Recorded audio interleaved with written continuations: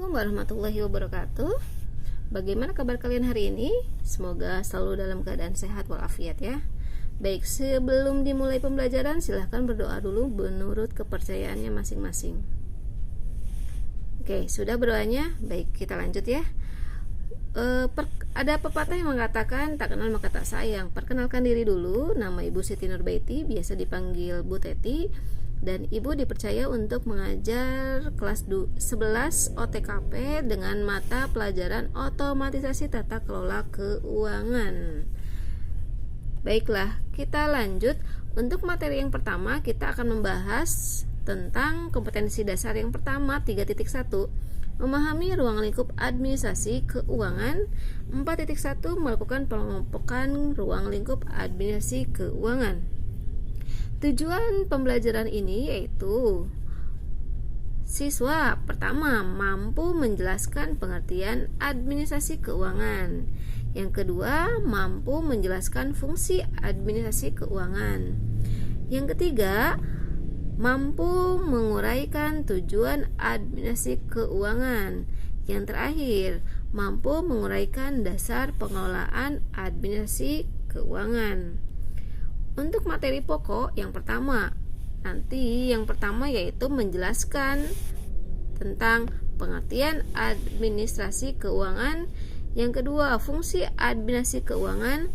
Yang ketiga, tujuan administrasi keuangan. Yang terakhir adalah dasar pengelolaan administrasi keuangan. Baik, kita lanjut ke pengertian administrasi.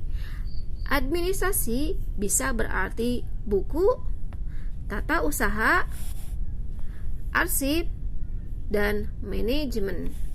Sedangkan untuk pengertian administrasi keuangan secara sempit yaitu semua aktivitas yang berhubungan dengan pencatatan, pemasukan dan pengeluaran untuk pembiayaan berbagai kegiatan organisasi di mana bentuknya berupa tata usaha atau tata pembukuan keuangan. Sedangkan pengertian administrasi keuangan secara luas yaitu suatu kebijakan mengenai pengadaan dan penggunaan keuangan organisasi untuk mewujudkan kegiatan organisasi tersebut di mana bentuknya berupa pengelolaan keuangan meliputi perencanaan, pengaturan, pertanggungjawaban, dan pengawasan keuangan.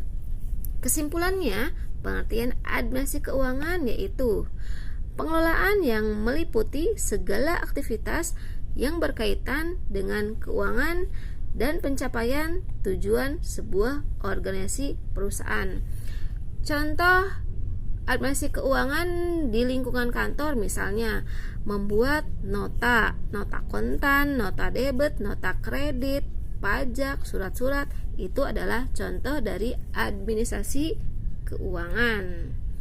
Sedangkan kita akan masuk ke fungsi administrasi keuangan. Terdiri dari 4. Yang pertama adalah fungsi investasi.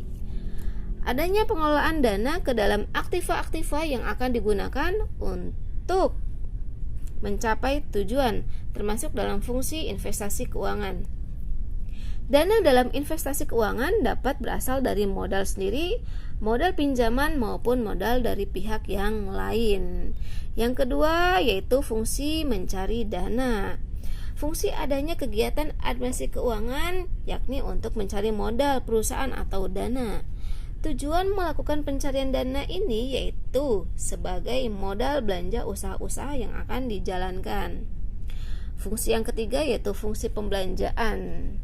Sebagai investasi dan mencari modal atau menambah modal, administrasi keuangan berfungsi sebagai pembelanjaan. Dalam hal ini ada keterkaitan antara fungsi pembelanjaan dengan proses produksi maupun pendukung proses produksi. Yang terakhir adalah fungsi pembagian laba. Kegiatan menentukan aturan dalam mengadakan pembagian laba usaha merupakan fungsi pembagian laba. Fungsi pembagian laba pada hakikatnya bisa dimasukkan di dalam fungsi mencari dana atau modal usaha. Selanjutnya adalah tujuan administrasi keuangan. Untuk tujuan yang pertama yaitu untuk memproses serta mengatur keuangan dari sebuah perusahaan agar sistem keuangan yang terdapat dalam unit perusahaan itu bisa dilakukan dengan baik. Tujuan yang kedua adalah mencegah adanya kekeliruan, kebocoran, atau penyimpangan penggunaan dana.